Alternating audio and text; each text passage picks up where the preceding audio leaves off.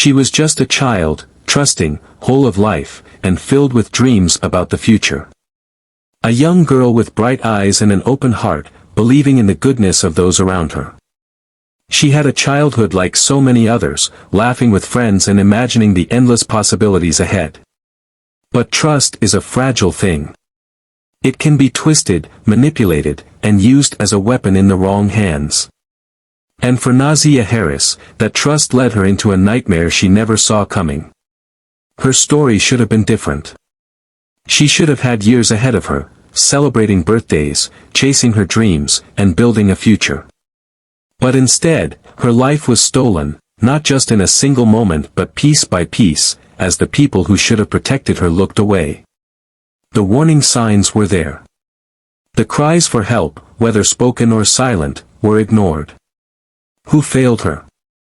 How did the system let this happen? And the most challenging question of all, could she have been saved? Nazia's story is not just her own. It's the story of so many young black girls who are overlooked, dismissed, and left vulnerable to predators.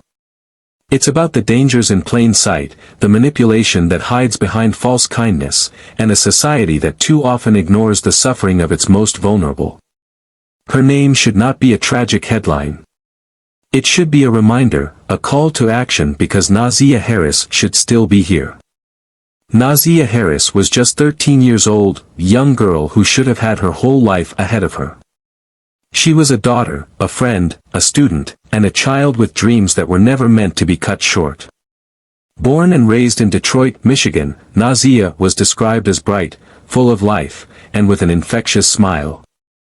She was the kind of child who could light up a room just by being in it, someone who found joy in the simplest things, playing with friends, listening to music, and dreaming of what she wanted to be when she grew up. She lived in a world that should have protected her, yet it didn't. She had people around her who should have seen the warning signs, yet they didn't act fast enough. Nazia lived with her family, surrounded by the everyday challenges and triumphs of growing up. She was a middle school student, navigating friendships, homework, and the excitement of becoming a teenager. Those who knew her described her as kind, playful, and trusting, making her lovable and vulnerable. But Nazia's world was not as safe as it should have been. Beneath the surface, grooming, manipulation, and betrayal would ultimately steal her life away. The signs were there, but like too many young girls, her cries for help, whether silent or spoken, were not heard loudly enough. Somewhere, Nazia found herself trapped in a situation no child should be in. Like many young girls, she was trusting and eager to be loved and understood. But that same trust, that same innocence, made her vulnerable. She was targeted, manipulated, and trapped in a situation no child should ever have to experience. As the days passed, the danger surrounding her grew more pungent, pushing her toward a fate no one could have imagined, or perhaps one that some had feared but couldn't, or wouldn't, prevent. Jarvis Ramon Butts was 41 years old. A man from Detroit, someone who, on the surface, may not have seemed different from others in the community. But beneath that exterior was someone capable of unfathomable harm. He wasn't some faceless predator hiding behind a screen. He was someone Nazia knew. Someone she trusted. He was connected to her family, a man who had fathered children with her biological aunt. That familiarity made him dangerous in a way that is all too common in these cases. He had it because trust is the first thing a predator needs to gain control of. The warning signs were buried within text messages that should never have existed between a grown man and a child. Beginning in September 2022, Butts sent Nazia explicit messages, slowly pulling her into a dark and twisted reality. And she, still just a child, responded, sending pictures, possibly not even understanding the full weight of what was happening. By September 2023, the situation had escalated. She sent him a message that should have been a cry for help: she had missed her period. By November, Butts knew she was pregnant.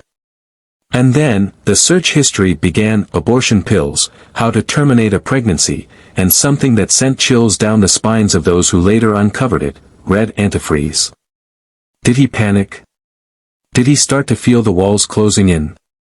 Or had this been his plan all along? On January 9, 2024, Nazia was seen stepping off her school bus, unknowingly walking toward her final moments. That evening, she was in a car with Butts and another man, traveling between Ypsilanti in Detroit. Her phone data placed her with him. Surveillance footage confirmed their locations. They checked into a motel. And then, nothing. She was never seen alive again. The next day, his phone was tracked to the Rouge River area, where Nazia's clothing was later found. Torn. Damaged in a way that suggested a struggle. A silent testament to a fight she never had a chance of winning. Jarvis Butts now faces charges of first-degree premeditated murder, child sexually abusive activity, and criminal sexual conduct. But a trial won't bring Nazia back. And it won't change the fact the system failed her and that the people around her didn't do enough. But the reality remains, none of this should have happened. The warning signs were there. The cries for help were there. And yet Nazia was not saved. Grooming is designed to slowly and deliberately undermine a child's sense of safety. It does not happen overnight. It occurs in steps, small, calculated actions that seem harmless at first but eventually lead to complete control. In the case of Nazia Harris, the manipulation was not sudden. It was patient, deliberate, and designed to keep her trapped. For a predator, trust is the most valuable tool. Without it, their control is weak. But Jarvis Butts didn't have to work hard to gain Nazia's trust, he already had access to her life. He was not a stranger lurking in the shadows, he was someone connected to her family. He had children with Nazia's biological aunt, making him a familiar presence.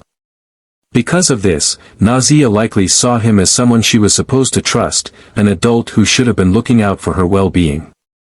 And that's what made his actions even more devastating.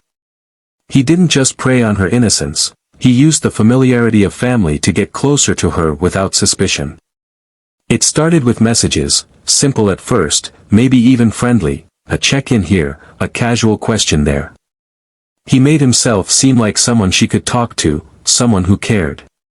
To a child, attention from an adult can feel validating. It can feel like someone sees them and understands them. And that's how it begins. Over time, those messages became more frequent. Conversations that may have started about everyday things, school, hobbies, family, eventually turned into something more personal, more intimate. And then, they turned into something that should never have happened. Grooming is not just about trust. It's about control. One way predators establish control is through isolation. They create a world where only they and the victim exist.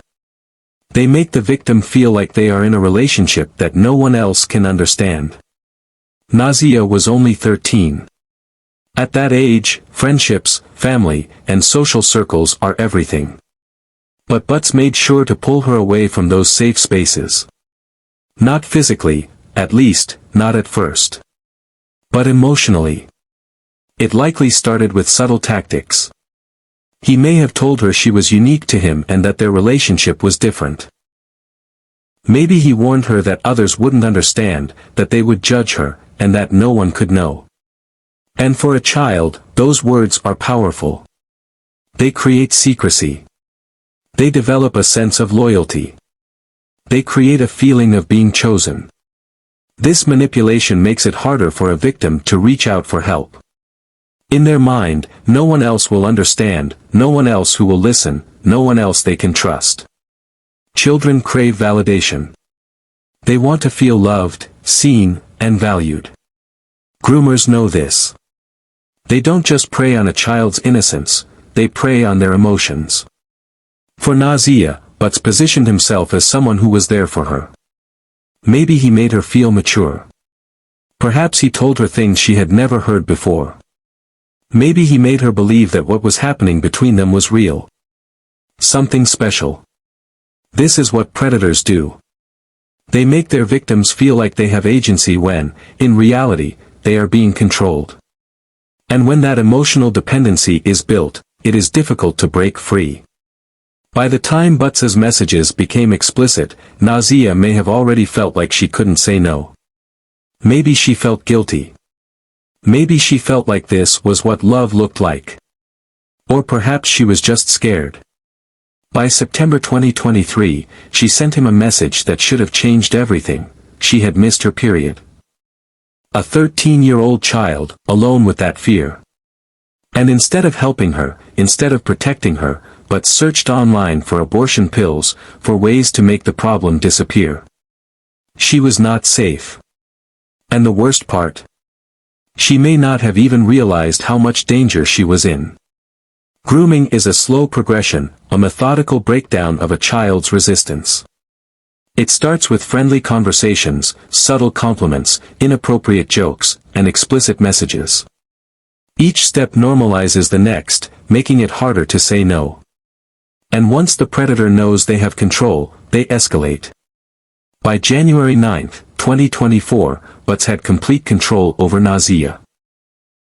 He arranged for her to be with him that night. His phone records, surveillance footage, and witness statements placed them together. That was the last time anyone saw her alive. The next day, his phone was tracked to the Rouge River area. Days later, her clothing was found there, damaged, torn in a way that suggested she had fought back. Everything had led to this moment. Months of manipulation. Months of control. Months of a child being trapped in a situation she should never have been in. Missed opportunities, could she have been saved? This is the most challenging question. Because, looking back, the signs were there. The explicit messages. The secrecy. The power imbalance. Did anyone see what was happening?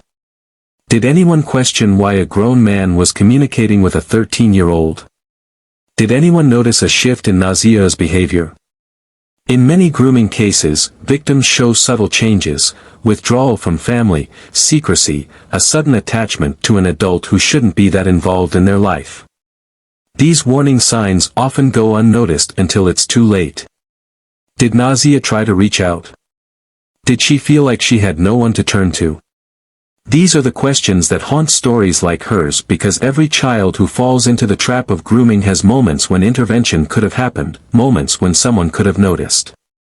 And if someone had, Nazia would still be here today. Nazia's story is not just about the horrific crime that ended her life. It's about everything that happened before. Everything that led to that moment. Grooming is a silent crime. It happens in secret, text messages, whispered conversations, and moments that don't seem dangerous until it's too late. The only way to stop it is to recognize it, listen to children, educate families, and never ignore the signs. Because no child should ever have to endure what Nazia did, and no predator should ever have the chance to do this again. In the days leading up to her tragic death, Nazia Harris was like any other young girl, full of life but with an underlying vulnerability that no one could have fully understood at the time. For months, she had been caught in the trap set by Jarvis Butts, a predator who had carefully manipulated her trust and isolated her from her family and friends. But, as the days grew colder and the moments grew more tense, the quiet final steps toward catastrophe began to take shape. It was January 9, 2024, a day that started like any other. Nazia had communicated with friends, perhaps spent time with family, and continued with the quiet routines of her life. But something was different. The people who loved her may not have seen it, but Nazia's life was no longer hers to control. It had been slowly and methodically taken over by Butts, whose influence over her was now so strong that she no longer saw any way out. For weeks, she had been receiving messages from him. Some of them were explicit, others were manipulative in their tone. Butts had woven himself into the fabric of her life so thoroughly that she may have felt there was no escape. She may have felt trapped between the love she wanted and the fear she couldn't express. Butts had exploited her emotional needs, and now she was about to become part of his darkest plans. Nazia likely didn't know that this would be the last day of her life, that the promise of protection and affection she'd been promised for so long was about to shatter into a devastating reality. She had no idea that on that evening, her path would intersect with Butt's most horrific actions. That night, Nazia found herself in a car with Butts, a vehicle that would carry her away from her family and friends and, tragically, into the hands of a man who had planned this moment for far too long. It was no accident that he had orchestrated the meeting. Surveillance footage, phone records, and witness accounts would later confirm the details of what happened in the final hours of her life. Nazia was last seen on January 9, 2024, with Butts and another man. They were traveling together, going from location to location, with no indication that the young girl had any idea of the dangers that awaited her. The places they went to, the stops they made, were part of a journey that led to one chilling destination, a motel in Romulus, Michigan. At around 9 p.m., Butts checked into the motel. He registered under a false name, trying to hide his true identity, an action that would later be used as evidence in the investigation. The motel would become the place where everything fell apart. It was here, in that dark and isolated room, that Butts would carry out the horrific act that would end Nazia's life. No one could have known that in that motel room, life would be stolen, a 13-year-old girl, so full of potential, so full of dreams, her future ripped away in an instant. The fear she must have felt, the confusion, the realization that everything had gone wrong is unimaginable. But at that moment, it was happening. No one may genuinely know what happened in the motel room that night. But the facts that would emerge paint a terrifying picture. The details of the crime are as chilling as they are heartbreaking. It is believed that Butts, in his desperation and panic, saw no way out. Knowing that Nazia had learned the truth about the situation, possibly realizing she was pregnant and seeing the danger she was in, Butts could have feared exposure. So, in a horrifying act of desperation, he took matters into his own hands. Nazia was assaulted, and her life was violently cut short. At exactly 10:42 p.m., Butts made a phone call. It wasn't a call for help, nor was it a call to any authority. It was a call to cover up his actions, one final step in a carefully orchestrated plan. But by then, it was too late. At that moment, Nazia was already gone. The girl who had once smiled so brightly, whose life was filled with dreams and hopes, was now lost to the world. And those who loved her had no idea what had just unfolded. The call was made, but the horror had already occurred. The immediate aftermath of Nazia's death was like a nightmare unraveling. The world stopped spinning for her family, friends, and anyone who cared for her. The disbelief. The shock. The unimaginable pain that follows when you learn that someone you love has been taken from you in the worst way possible. When Nazia was reported missing, her family quickly realized something was wrong. They had not seen her, and they couldn't reach her. Alarm bells went off, and the search began almost immediately. But Butts, as expected, had already done everything to cover his tracks. His phone records, however, would tell a different story. They traced him to the Rouge River area, where Nazia's clothing was found, torn, damaged, evidence of a struggle. It wasn't until days later that the full scope of the crime would be uncovered. Butts was arrested and charged with first-degree murder, child sexual abuse, and criminal sexual conduct. His arrest sent shockwaves through the community. A man trusted by the family, someone who should have been a protector, had instead destroyed the life of a child. The pain for Nazia's family was unbearable. Her mother, siblings, and everyone who loved her were left grappling with the truth. They had lost a daughter, a sister, and a friend. They had been blind to the dangers surrounding her. Now, it was too late. As law enforcement pieced together the timeline of the events leading to Nazia's death, more disturbing facts began to surface. The grooming, the manipulation, the destruction of a young girl's trust, these elements were the foundation of the crime, but they couldn't explain the full horror of what had been done. Butts's actions were calculated and cold. He had a clear plan to cover up the crime, even after Nazia's death.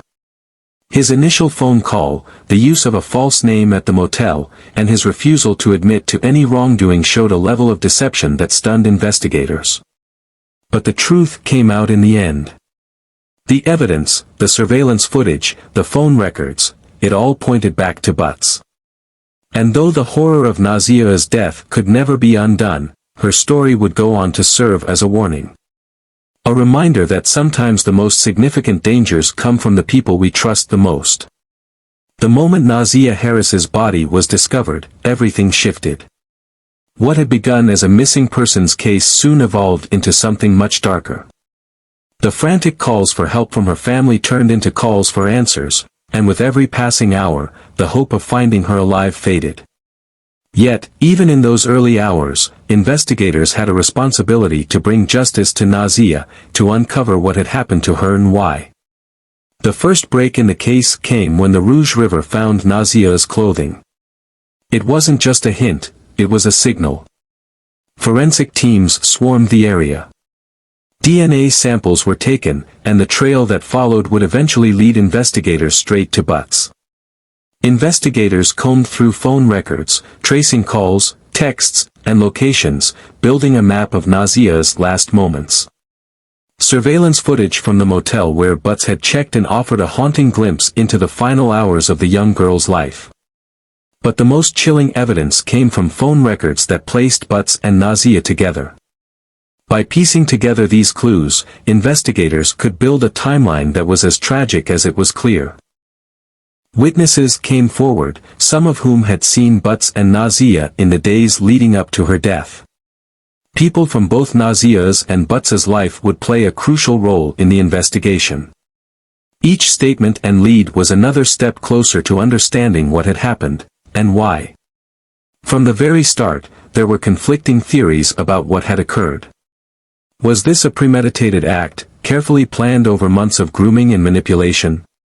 Or was it a crime of desperation, a sudden burst of violence brought on by fear or panic? Some investigators believed that Butts had been planning this for a long time. They pointed to his ability to gain Nazia's trust, manipulation of her emotions, and meticulous steps to cover his tracks.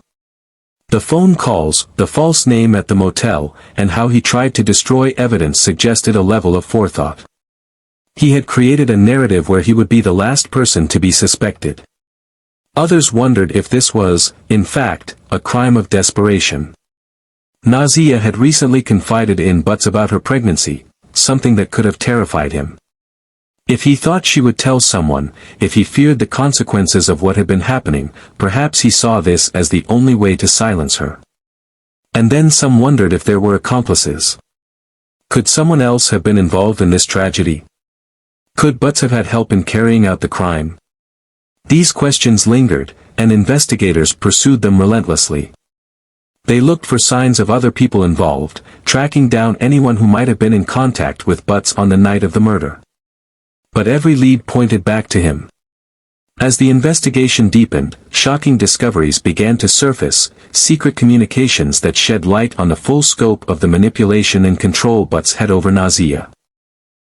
Investigators uncovered text messages that painted a disturbing picture of how Butts had been using his position in her life to gain more influence over her. These messages were explicit and manipulative, showing a level of control far beyond what anyone had anticipated.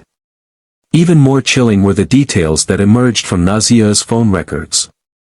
The fact that she had been in constant contact with Butts in the days leading up to her death only reinforced the theory that he had been grooming her for much longer than anyone had realized. The nature of their conversations, initially harmless, then more intimate, then more coercive, became more apparent. Butts had expertly manipulated her, driving a wedge between her and everyone else in her life. As the investigation continued, autopsy results were released, revealing more horrific details.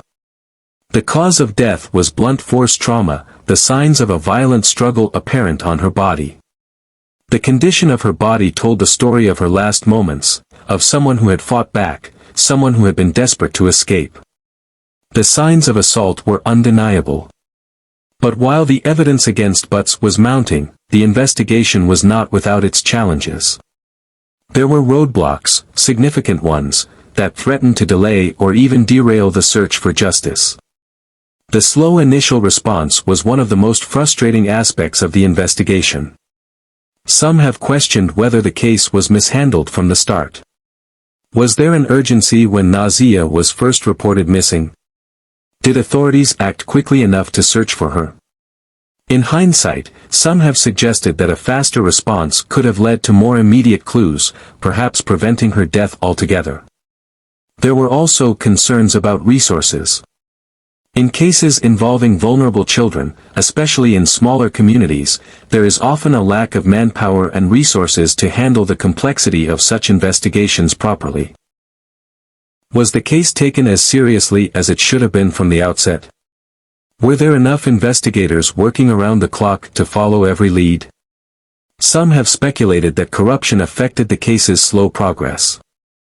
While no concrete evidence supports these claims, whispers of negligence and indifference from specific community members have emerged.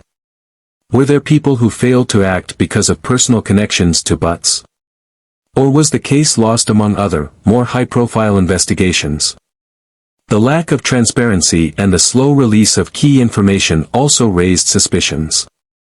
Was the investigation being held back for some reason, or was there a genuine struggle to gather enough evidence to charge Butts with murder?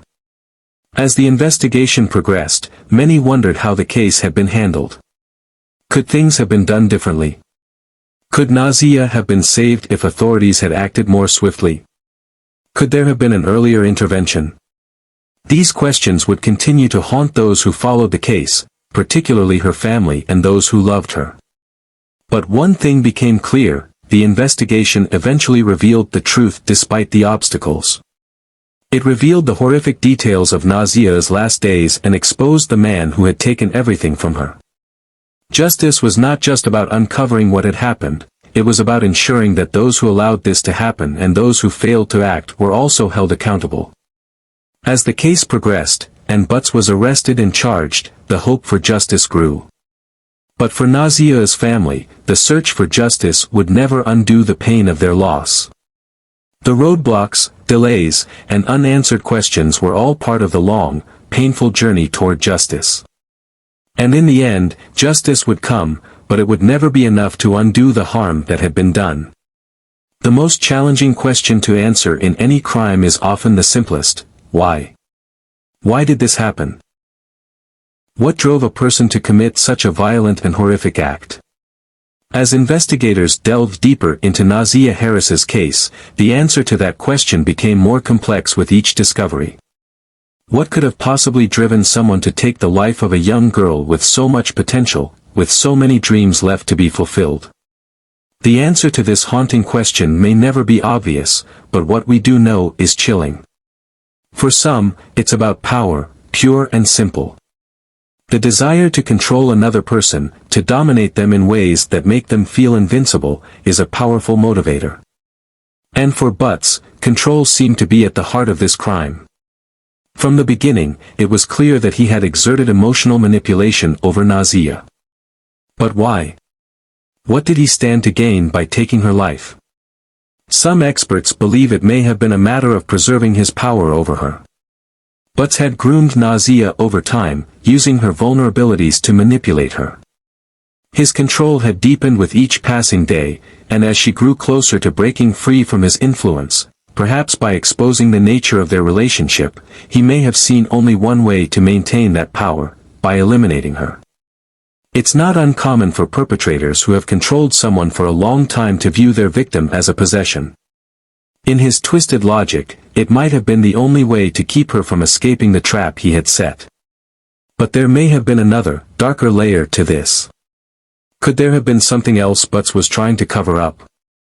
Some have speculated that the murder wasn't just about maintaining control but about hiding something deeper, something more damaging that might have unraveled if Nazia had lived to speak out. Was he hiding another crime, something even more heinous that could have sent him to prison for much longer? Did he believe that silencing her was the only way to protect himself from exposure?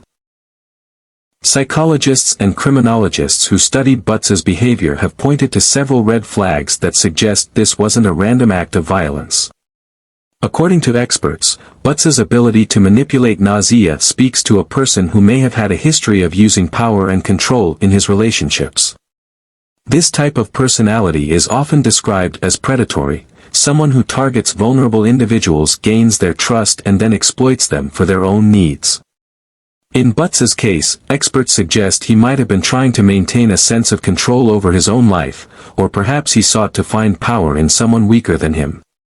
This could be tied to his history and any unresolved psychological issues that led him to act in this extreme manner. In cases like these, some psychologists believe the perpetrator may view the victim not as a person but as an object to be controlled and manipulated at will. There's also the theory of guilt, of fear. Butz's act might not have been just one of cruelty, it could have been fueled by the fear of being exposed, of having his past actions come to light. If he feared that Nazia might turn on him, might talk to others, might reveal the web of lies and manipulation he'd spun, it's possible that in a moment of panic, he saw murder as his only way out. But even that doesn't explain everything. What was his endgame? If he was willing to kill to preserve his power, what did he genuinely think would happen afterward? Could he have believed he could get away with it, or was there something more twisted in his thinking? The way Butz's actions unfolded shows a certain level of premeditation, a mindset that suggests he didn't just act impulsively. He planned. He covered his tracks, erasing evidence and distancing himself from the crime as much as possible. Yet, as the investigation moved forward, one thing became clear: despite his attempts to control the narrative, his guilt would catch up with him. Every case has a lingering question that never seems to fade: could this have been prevented? Could someone have noticed the signs? Could someone have stepped in before it was too late? With Nazia, this question is harrowing to ask because it's clear that she had been manipulated for some time before her life was cut short. Could someone have recognized the warning signs earlier? Nazia had confided in friends and family about her troubles, but did they know the full extent of what was happening? Were they able to see how deep the manipulation ran, how isolated she had become? In hindsight, there were small, seemingly insignificant moments that might have hinted at the danger she was in. But no one knew what was going on behind closed doors. What about Butz's past? Could someone have seen through the narrative he had built? His relationship with Nazia seemed innocent, but experts now say it was anything but. His ability to manipulate and control Nazia shows a deep understanding of exploiting the vulnerabilities of those around him. But could his past have held clues? Did anyone see signs of his predatory nature, his history of grooming and manipulation? It's a question that lingers in the minds of many who followed the case and might never have an answer. The tragedy of Nazia's death speaks to a more significant issue: how often we fail to see the warning signs of manipulation, control, and violence. We ask ourselves, what could we have done differently? It's a heartbreaking reality that sometimes, despite how many signs we see, some can still slip through the cracks. In the case of Nazia, failure costs her everything. The investigation into her death continues to reveal new layers of the psychological game that was played, but one thing is clear: the consequences of ignoring the signs are devastating. Butz's motives remain tangled in a web of manipulation, fear, and power, but one thing is sure. Nazia's life was taken for nothing more than a desire for control. In that, we see the actual cost of human manipulation. Nazia Harris's tragic death leaves an unsettling question in its wake: who failed her? In every case of violence, especially one as horrifying as this, some ripples reach far beyond the perpetrators. The question of responsibility often turns toward the people, the systems, and the communities that should have been there to protect the victim. As we examine the timeline of Nazia's life leading up to her death, the failures seem straightforward. Yet, they remain elusive, tangled in a web of overlooked signs and missed opportunities. The justice system is built to protect the most vulnerable members of society. But in Nazia's case, it appears the system failed her long before she was murdered. Over the years, there were multiple signs that something was wrong and needed to be done to intervene before it was too late. The first red flag came early when Nazia's interactions with Butts began. Despite their relationship being under the radar for some time, some noticed something wasn't right. Friends, family, and even teachers could sense that she was acting differently, withdrawn, and isolated. Yet, no one knew the full extent of what was happening behind closed doors. When Nazia finally confided in those closest to her about her struggles, the warning signs were there. She mentioned the control Butts had over her, the way he manipulated her emotions and the deep sense of fear she had developed. Yet, despite these confessions, there was no immediate intervention. Authorities were not called, and the warning signals went largely unnoticed by those who might have been able to help her. It wasn't until it was too late that the magnitude of the situation became fully apparent. But the system's failure isn't just about a lack of immediate action. It's also about the broader issues at play. How grooming and manipulation can often fly under the radar, especially when perpetrators are trusted members of the community. Law enforcement may have responded slowly, but the real question is, why wasn't this case flagged earlier? Were there other opportunities to step in before this tragedy unfolded? The involvement of law enforcement in the aftermath of Nazia's death cannot be understated, but it raises an uncomfortable question: did they act too late? By the time the authorities became involved, the tragedy had already occurred. The investigation moved forward, but crucial pieces of evidence were either missing or obscured by that point. The timeline of events points to critical delays in the response from when Nazia's situation was first brought to light. While the police eventually acted to investigate the crime, the bigger picture suggests that attention should have been paid much sooner. After all, Nazia had confided in her concerns with friends, family, and peers. Those closest to her had noticed changes in her behavior, and some knew about the controlling nature of her relationship with Butts. Why didn't authorities take immediate action when these first red flags appeared? Could this tragedy have been averted if the system had responded urgently? The delay in intervention, whether it was due to negligence, lack of resources, or the inability to recognize the actual threat, cost Nazia her life. The role of family and community in Nazia's story is just as critical as law enforcement's. It's a painful reality, but the question must be asked: could her loved ones have done more? Nazia's family members were aware of her struggles, and many of her friends knew that she was in an increasingly toxic and controlling relationship. Yet, there was hesitation. Was there fear that stepping in might push Nazia away or make her feel more isolated? Did they underestimate the severity of what was happening? It's a tragedy that resonates deeply because it's clear that Nazia was surrounded by people who loved her and wanted to help. And yet, there were moments when intervention could have been possible. Were the signs too subtle, too hidden beneath the surface, to recognize the danger she was in? Could Nazia have been saved if someone had taken her more seriously and had listened more intently to the quiet cries for help she gave? Did family members, friends, and even teachers see the complete picture of what was happening? Or did they think she would eventually find a way to escape alone? As heartbreaking as it is, it's not an isolated issue. Every year, countless victims of grooming, abuse, and manipulation go unnoticed. Society's reluctance to recognize the signs of control, especially when the abuser is someone who blends into the fabric of the community, leaves many vulnerable individuals without the help they need. For Nazia, that hesitation proved fatal. Had someone intervened earlier and pushed harder, she might still be alive today. At the core of this tragedy is a broader issue that touches on society: the failure to protect vulnerable victims. Nazia's case is a reflection of how society often ignores the quiet cries of those who are being manipulated, controlled, and abused.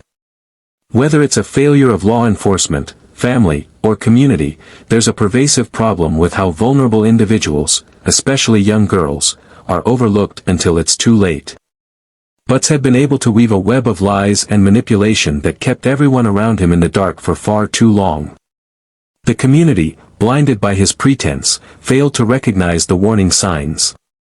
They failed to understand that what appeared to be a harmless relationship was anything but. Society at large often fails to address these warning signs until it's too late. This isn't just about nausea. It's a pattern that happens all too often, where the most vulnerable are ignored, manipulated, and ultimately left to suffer alone. The failure to protect those who need it most is not just a personal failure, it's a systemic one. Had Nausea's case been handled with the urgency and seriousness it required, had there been a more proactive approach from the start, it's possible that her life could have been saved. But now, we are left with the painful truth that this case, like many others, was allowed to unfold because the right people didn't act in time. Holding the right people accountable now, as we reflect on Nausea's life and the circumstances surrounding her tragic death, the most important question of all emerges: who is to blame? The answer is complicated, but there's one clear thing: accountability must be taken at every level. Whether it's law enforcement failing to recognize the severity of the situation, family members not intervening sooner, or the community turning a blind eye, each piece of this puzzle played a role in her tragic end. The most challenging part is the realization that Nausea was failed by a system that was supposed to protect her. Those who should have recognized the signs, those who should have stepped in earlier, all have a part to play in her death.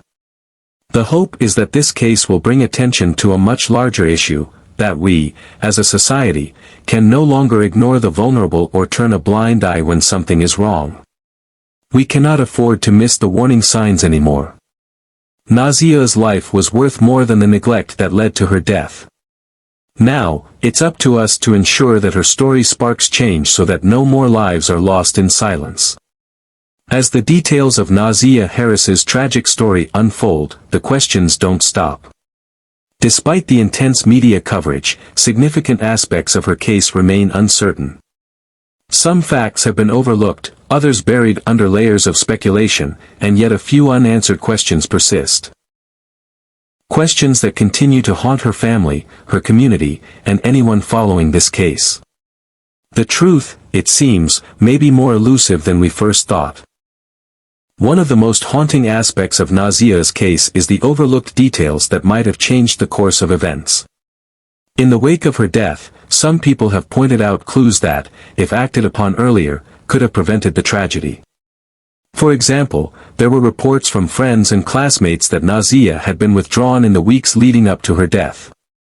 While many dismissed it as typical teenage mood swings, others wondered if this was her way of signaling something wrong. Was her isolation a cry for help? Another overlooked detail involves the way Nausea's relationship with Butts had evolved. People who were close to her described the relationship as controlling and toxic, but there are few details on what exactly triggered the change. It's been suggested that Butts may have manipulated Nausea's emotions to the point where she couldn't see a way out, even if she wanted to. The psychological hold he had over her was more intense than anyone initially realized. Could this level of control have been recognized earlier by those around her? Could intervention at an earlier stage have helped to sever the toxic bond that ultimately led to her death? Nausea's social media activity, a space she frequents like many young people, has raised eyebrows. Some of her posts hinted at the tension in her life, but they were subtle and cryptic. She didn't openly speak about the abuse or manipulation, but there are traces of her distress hidden between the lines of her online persona. Could these online interactions have been a signal that was missed by the people who should have been paying attention? As with any high-profile case, conspiracy theories and rumors began to circulate almost immediately after Nausea's death. Some questioned whether Butts was honestly acting alone, suggesting that there may have been others involved. One theory posits that someone in Nausea's life may have helped facilitate her meeting with Butts or even encouraged her relationship with him, unknowingly setting her on the path toward danger. But was that true? The investigation doesn't offer any clear evidence to support this claim, and at this time, it remains just a theory. Still, the idea that other people might have played a role in her tragic fate is something that still lingers in the minds of those close to the case. There are also rumors that the authorities may have missed crucial pieces of evidence, suggesting that key details about Nausea's life, her relationships and her emotional state, weren't thoroughly examined in the initial investigation. Some speculate that the investigation didn't dig deep enough into the psychological tactics Butts may have used to manipulate her, and that certain behaviors might have been misinterpreted as typical teenage angst rather than the warning signs of abuse. Could more thorough interviews with her friends, family, and teachers have painted a clearer picture of what she was going through? Could this information have prevented the tragic end? These unanswered questions fuel suspicion and doubt, even as the case progresses toward closure. There's also the unsettling question of whether the case was mishandled. Some people close to the investigation have hinted at the possibility of negligence, citing slow responses and missed opportunities for intervention. Was there something in the handling of Nazia's case that led to the delays in getting to the truth? Are there ongoing investigations or new evidence? As of now, the investigation into Nazia Harris's death is officially closed. But despite the apparent conclusion, there are still whispers that the case may not be finished. There are reports that investigators are continuing to look into certain aspects of the case, hoping to uncover new leads that might explain what truly happened in the final days of Nazia's life. While no official statements have been released, the possibility that more evidence could surface or that new details could be revealed keeps the story alive for those seeking justice. One particular angle that's being revisited involves the relationship between Butts and Nazia in the months leading up to the crime. Authorities are rumored to be looking into additional communications that have not initially recovered, including text messages and social media exchanges. Were there conversations that painted a clearer picture of the abuse she was enduring, or did they provide insight into Butts's motivations? Could new forensic evidence or additional witness testimonies emerge that might help explain the full extent of the manipulation Nazia was subjected to? There are also lingering questions about the nature of Butts's actions. Was the murder a premeditated act, or was it a result of a violent outburst spurred by something that happened in the final moments of their time together? The fact that authorities haven't definitively answered this question has led some to believe there are still pieces of the puzzle that haven't been found. Could there have been an argument or a trigger that led Butts to take the tragic step of ending Nazia's life? Was this an act of desperation or a calculated move to cover up years of manipulation and control? As Nazia's case continues reverberating through her family, community, and the wider public, unanswered questions will never fully fade. The fact that the case remains in the public eye, with some people still holding out hope that more information might come to light, speaks to the enduring nature of the mystery surrounding her death. While the headlines have shifted, and new stories emerge every day, Nazia's case remains unfinished for many who continue to question the details. What we know for sure is that her life was taken far too soon, and the circumstances surrounding her death remain troubling. Whether the answers will ever come, or if this case will remain one of those tragic stories where the whole truth is forever out of reach, is uncertain. But one thing is clear: Nazia's story cannot be easily forgotten. As long as the questions remain unanswered, her memory will live on, and the lessons learned from her tragic fate will continue to demand our attention. As we reach the end of this journey through Nazia Harris's heartbreaking story, the emotional weight of it all is undeniable. What has happened to this young girl is not just a tragedy for her but a tragedy for everyone who could have and should have protected her. It's a loss that has rippled through her family, community, and anyone who has taken the time to listen to her story. In the face of such overwhelming grief, the questions still echo: could this have been prevented? Why was Nazia's suffering allowed to continue unchecked for so long? And perhaps most of all, how many other young people, other vulnerable victims, are out there, facing a similar fate, with no one to protect them? Nazia's story is a stark reminder of the dangers of grooming and manipulation. We often think of abuse in physical terms: bruises, broken bones, but the psychological toll of control, coercion, and manipulation can be just as damaging, if not more so. Grooming is a slow, insidious process. It's not always visible to the naked eye and doesn't leave noticeable scars. But its effects can be just as devastating. Nazia's case forces us to ask tough questions. What are we missing when we look the other way? How do we recognize the signs of manipulation and control before it's too late? And yet, there's a painful realization that despite the warning signs and cries for help, too many young people continue to slip through the cracks. It's easy to say we'll intervene, but the truth is, most of us don't recognize the signs of grooming until it's too late. Her story pushes us to be better, to do more, not just as individuals, but as a society. We must be willing to look deeper, be more vigilant, and take action when we suspect something isn't right. For Nazia's family, the impact of her loss is immeasurable. The pain of losing a child is something no parent should ever have to endure, but the pain is even more profound when you realize that your child's life was taken not in an instant but through a slow, calculated process of manipulation. The anger, the sadness, and the guilt, they are all consuming for those who loved her. They are left wondering what they could have done differently, where they failed to protect her, and how they could have seen the danger hiding in plain sight. Her loved ones are left to carry the burden of her death every day. They are left to grapple with the reality that the system failed her, that the warning signs were missed, and that the person who should have protected her, the person who was supposed to care for her, was the one who took her life. And they are left to question, how many other young people are out there, facing the same fate, without anyone to fight for them. Her family deserves justice, not just for her but for all the other young victims who continue to suffer in silence. And they are not alone. There are countless families like Nazia's who are left to pick up the pieces after a tragedy that could have been prevented.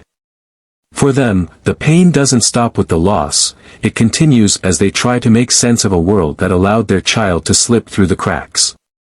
This is not just a call for justice for Nazia. It's a call for change. It's a call for awareness. The world needs to wake up to the dangers of grooming and manipulation. We cannot afford to be complacent, to sign the signs, and to pretend that this doesn't happen. It's happening right now in communities all around us. Young people are being preyed upon and emotionally and psychologically manipulated by people they trust, people who, in many cases, they have no reason to suspect could hurt them. It is not enough to mourn the loss of Nazia. We must take action. We must push for better education, resources, and muscular protection systems. We must ensure that the tools for recognizing and preventing grooming are available to everyone, not just law enforcement but also parents, educators, and community leaders. The work is not over when the cameras stop rolling and the headlines fade. This is a cause that requires ongoing attention and action. As we reflect on the life of Nazia Harris, we are left with a profound sense of loss but also with a renewed commitment to ensuring that no other young person has to endure the same fate. We owe it to Nazia and every other victim to stay vigilant, to keep asking the hard questions, and to fight for justice in every way we can. Nazia may no longer be with us, but her story is not over. It will live on in our conversations, actions, and the systems we build to protect the vulnerable. Her life was stolen far too soon, but in her memory, we must ensure that others don't suffer the same fate. So, as you leave this story, ask yourself, what can I do to ensure the next victim isn't forgotten? What can we do to ensure that, as a society, we stop turning a blind eye to the signs of abuse and grooming? The answers may not be easy, but the only way forward is to confront the uncomfortable truths head-on and commit to improving. In honor of Nazia, we must stand up, speak out, and fight for justice. We owe it to her and every child out there to ensure that her story doesn't just fade away, but that it sparks the change we desperately need. As we close this chapter of Nazia Harris's tragic story, anger and sorrow linger. This young girl, full of promise and potential, was let down by the people and systems that should have protected her. Her story is far from just a headline or a case, it's a stark reminder that real lives are at stake. But the questions remain, what could have been done to stop it? Was this a failure of justice? Was this a tragedy that could have been avoided? Now, we turn to you. What do you think happened? We ask for your opinion and thoughts on ensuring this never happens again. How can we, as a community, do more to protect the most vulnerable among us? We want to hear your voice, drop your thoughts in the comments below. Let's open up this conversation because facing these brutal truths together is the only way forward. Nazia's tragically cut short life should not be in vain. Her story must be the spark that ignites change, awareness, and action. But we can't do it alone. Your engagement, understanding, and action will create the future we need, where children are safe, protected, and heard. Don't let her story fade away, let it fuel the fight for justice. And while Nazia's case is over, there are so many more like it, stories waiting to be heard, truths waiting to be uncovered. So join us next time as we find another shocking case that demands justice. Another story that could change the way we view the world around us. This isn't just about what happened, this is about making sure we never let it happen again. So, stay with us, keep watching, and speak out because every voice counts in the fight for justice. Thank you for being here with us today and participating in this critical conversation. Together, we can make a difference.